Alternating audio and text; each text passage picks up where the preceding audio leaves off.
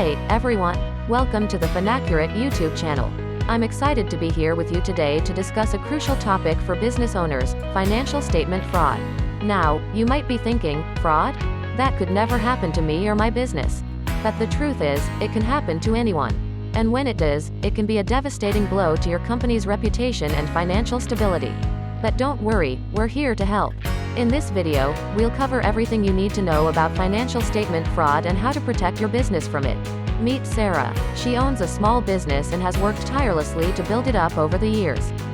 She's proud of what she's accomplished but is constantly worried about the potential risks that could harm her business. One day, Sarah receives an email from a supplier claiming that there were discrepancies in the financial statements Sarah's company had submitted. Sarah is immediately concerned and confused. She has always been diligent in keeping accurate financial records, and she's not sure how this could have happened. Sarah decides to call her accounting firm to see if they can shed some light on the situation. She speaks with a representative who tells her that it's possible that someone within her company could have committed financial statement fraud.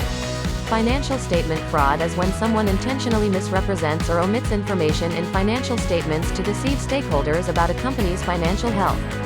It's a type of white-collar crime that can happen in any industry and any company size. There are several ways that financial statement fraud can occur, such as inflating revenues, understating expenses, or creating fake transactions. These fraudulent activities can make a company's financial position appear better than it actually is, which can deceive investors, lenders, and other stakeholders. Sarah realizes that she needs to take immediate action to protect her business from financial statement fraud. She decides to implement some of the following measures. Segregate financial duties. This means dividing responsibilities among different people, so no one person has too much control over financial transactions. Conduct regular audits. This can help detect any fraudulent activity early on. Monitor financial statements closely. Keep a close eye on your company's financial statements, and investigate any discrepancies immediately. Train employees on fraud prevention.